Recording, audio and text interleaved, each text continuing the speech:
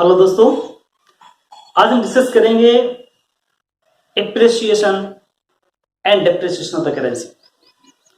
आज हम देखेंगे कैसे देश की करेंसी की वैल्यू में वृद्धि होती है, कमी होती है। अक्सर न्यूज में आता है देश के रुपए की वैल्यू में वृद्धि हो गई या देश के रुपए में कमी हो गई, या अक्सर पेपर में आता है रुपया कमजोर हो गया, रुपया मजबूत हो गया। तो आज हम बेसिक कंसेप्ट समझने की कोशिश करेंगे कि आखिर रुपया कमजोर और मजबूत कैसे होता है। इसको हम बेसिकली कहते हैं फॉरेन एक्सचेंज रेट, विदेशी विनिमय दर।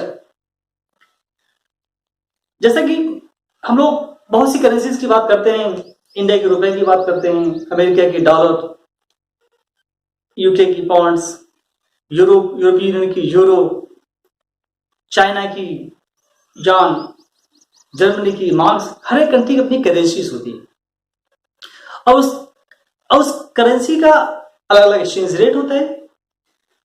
सपोज दैट आज हम चर्चा करेंगे रुपया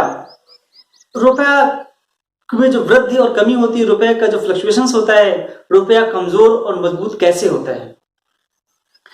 हम लोग अक्सर देखते हैं पेपर में आता है कि $1 इज इक्वल टू 70 रुपीज। इसका मतलब $1 70 रुपए के बराबर है। या हम कह सकते हैं 1 point is equal to 80 rupees. तो हर एक कंट्री की करेंसीज की अलग अलग वैल्यू होती है। तो आज हम देखेंगे कैसे एक्सचेंज रेट डेटामाइंस होती है। अब ये एक्सचेंज रेट क्या है, अब एक्सचेंज रेट कैसे डेटामाइंस होती है, कैसे निर्धारित होती है। जैसे आप लोगों ने देखा है किसी वस्तु के जो प्राइस होते हैं, उस वस्तु के प्राइस मांग और पूर्ति, डिमांड एंड सप्लाई के द्वारा निर्धारित होते हैं। इसी तरह आपका जो एक्सचेंज रेट होता है, foreign exchange rate is determined demand and supply of foreign exchange. जो विदेशी विनिमय की जो डिमांड और सप्लाई होती है, उसी के द्वारा फॉरेन एक्सचेंज रेट में फिक्स होती है। जैसे हम लोग बेसिक पढ़ेंगे, हमने कहा कि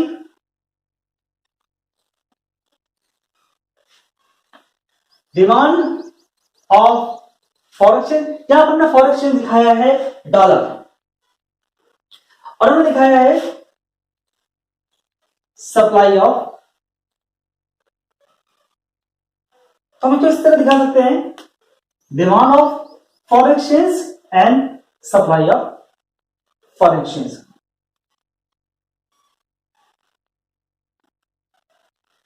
तो देखिए, जहां हमने यहां पर दिखाया है, जहां पर demand and supply of foreign exchange determines होते हैं, वहां पर आपकी एक्सचेंज रेट फिक्स होती है। हमने कहा कि demand of foreign exchange and supply of foreign exchange, हमने कहा कि $1 इज इक्वल टू 70 रुपीज। यहां पर दिखाया है कि $1 इज इक्वल टू 70 रुपीज। आपने कहा कि आपके एक्सचेंज रेट क्या है, $1 इज इक्वल टू 70 रुपीज। अब अक्सर पेपर में आता है कि रुपया कमजोर हो गया, रुपया मजबूत हो गया। अब देखिए, रुपया कमजोर दो वजह से होता है। हमने लास्ट वीडियो के लेक्चर में दिखाया था डिवैल्यूएशंस एंड डिप्रिसिएशंस। हमने कहा था जब सरकार जानबूझकर देश की करेंसी की वैल्यू कम करती है, इसको लोग कह रहे थे डिवैल्यूएशंस, अवमूल्यन। और दूसरी तरफ जब मार्केट की शक्तियों के द्वारा देश की करेंसी की वैल्यू कम होती है, इसको लोग कहते हैं डिप्रिसिएशंस। अब मैं यहां पर दो चीज का जिक्र किया है, demand and supply of foreign exchange. अब हम पहले समझने की कोशिश करेंगे कि डिमांड ऑफ फॉरेन एक्सचेंज क्या होता है। डिमांड ऑफ फॉरेन एक्सचेंज को हम लोग कहते हैं एज ए इंपोर्ट। इस तरह हम कहते हैं सप्लाई ऑफ फॉरेन एक्सचेंज, या क्या होता है एज ए एक्सपोर्ट। जब हम ट्रेड की बात कर रहे हैं, एक्सटर्नल ट्रेड की बात कर रहे हैं, एक्सपोर्ट और imports. Demand of foreign exchange as import, supply of foreign exchange as a import. अब इन demand and supply of foreign exchange के चेंज होने पर आपके एक्सचेंज रेट में परिवर्तन आता है। हमने कहा कि सपोज दैट डिमांड ऑफ हमने कहा कि एक्सपोर्ट माइनस इंपोर्ट्स। अब हमने कहा कि suppose that export is constant and import as increase. तुमने यहां पर क्या लिखा है कि supply of foreign exchange is a constant. यहां पर सप्लाई ऑफ फॉरेन एक्सचेंज क्या है? Export. Demand of foreign exchange क्या है? इंपोर्ट्स। हमने दिखाया कि supply of foreign exchange is constant, demand of foreign exchange as increase. यहां पर क्या होगा? As a deficit. अब फिगर से समझिए आप लोग। हमने कहा कि demand of foreign exchange, supply of foreign exchange, आपका एक्सचेंज रेट है $1 इज इक्वल टू 70 रुपीज। हमने कहा कि demand of foreign exchange as increase, इसका मतलब आपके देश में इंपोर्ट में वृद्धि हो गई and export is a constant. अब देखिए डिमांड एंड सप्लाई अब आपके यहां पर इंटरेस्ट कर रहे हैं।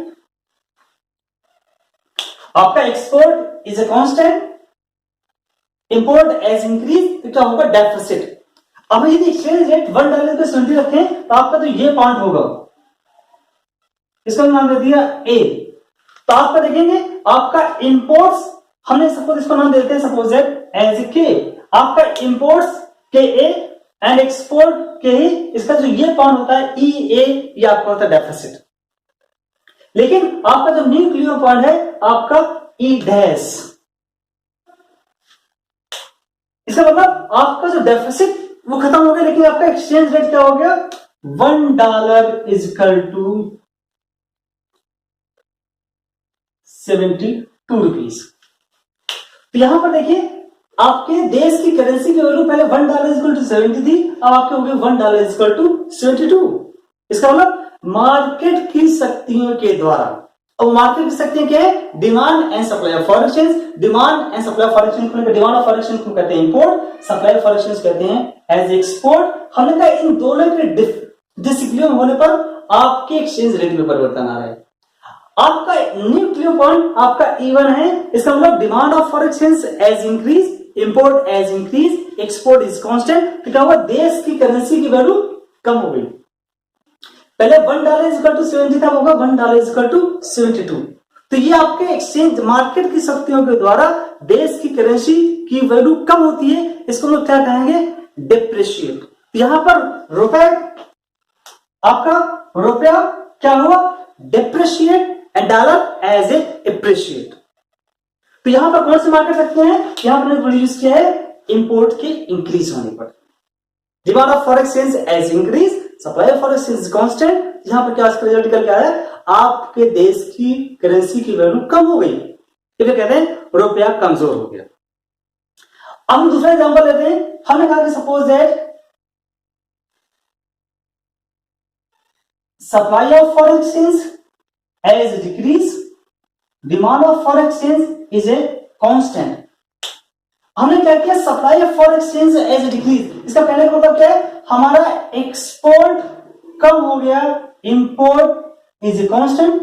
आपके इंपोर्ट के कांस्टेंट रहने पर, एक्सपोर्ट के कम होने पर क्या होगा? तभी क्या होगी? देश की करेंसी की वैल्यू कम हो जाएगी। कैसे होगी? इस फिगर देखिए। हमने कहा कि demand of foreign exchange is a constant and supply of foreign exchange as a decrease, क्योंकि आपके देश से एक्सपोर्ट में कमी हो रही है, तो ये क्या होगा? As a deficit. अब हमने कहा कि जब supply of foreign exchange as a decrease, तो आपका सप्लाई ऑफ फॉरेन एक्सचेंज आपको लेफ्ट हैंड शिफ्ट होगा।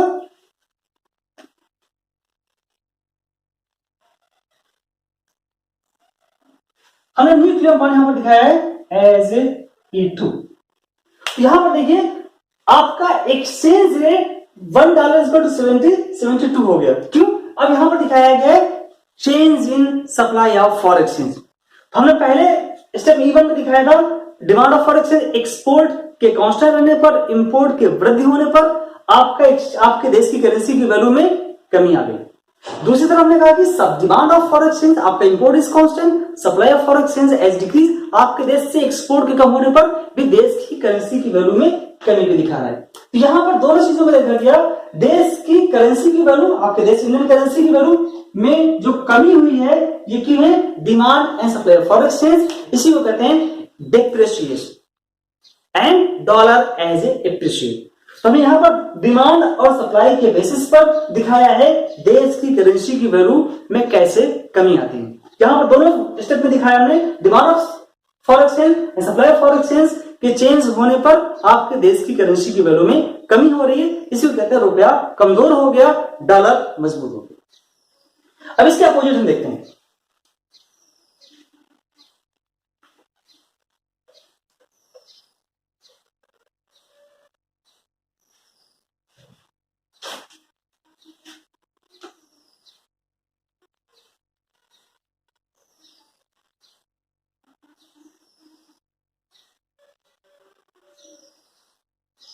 Demand and supply of foreign exchange, आपका एक्सचेंज रेट वही सेम सपोज लेते हैं, demand of foreign exchange is equal to supply of foreign exchange $1 is equal to 70 rupees. अब हम यहां पर दिखा रहे हैं देश के रुपए की वैल्यू में वृद्धि। अब कैसे वृद्धि इसको कहेंगे, appreciate of the rupee and dollar को डिप्रिशिएट दिखाएंगे। अब हमने यहां पर जस्ट अपोजिट लिया, हमने क्या किया, हमने कहा कि demand of foreign exchange as a decrease, export is a demand of foreign exchange as decrease, supply of foreign exchange is a constant। तो ये क्या लिखा है, हमने कहा कि आपके देश से इंपोर्ट में कमी हो गई, एक्सपोर्ट कांस्टेंट या फिर सरप्लस को निगेट कर रहा है। इसका मतलब डिमांड ऑफ फॉरेन एक्सचेंज के कम होने पर आपका D, demand of foreign exchange आपका डी से, आपका नेक्स्ट इक्विलिब्रियम आपका आ रहा है एज ए E1। तो ऐसी स्थिति क्या होगा, आपके देश की करेंसी की value $1 is equal to 68 rupees.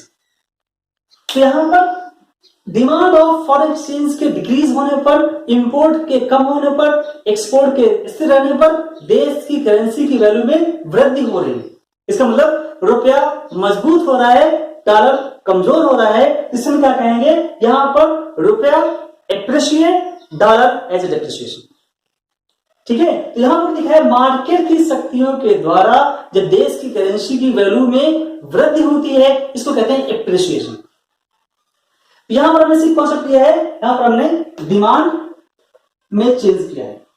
हमने कहा कि suppose that demand of foreign exchange is constant, supply of foreign exchange as increase. आपके देश से एक्सपोर्ट में वृद्धि हो गई, इंपोर्ट इज कांस्टेंट, ये क्या दिखा रहा है एज ए सरप्लस। ऐसी स्थिति में क्या होगा, आपका demand curve is a constant, हमने यहां पर क्या दिखाएंगे, supply of foreign exchange as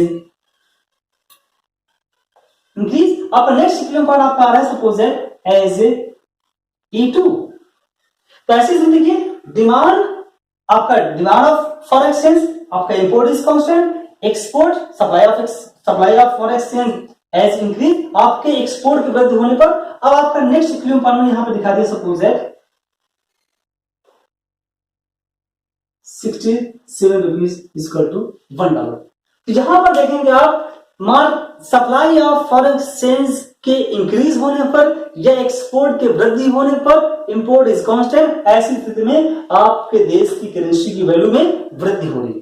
तो यहां पर ये दिखाया गया है जब मार्केट की शक्तियों के द्वारा देश की करेंसी की वैल्यू वृद्धि हो रही है, इसको लोग कहते हैं एप्रिसिएशन। और वो मार्केट की शक्तियां क्या है, demand and supply of foreign exchange.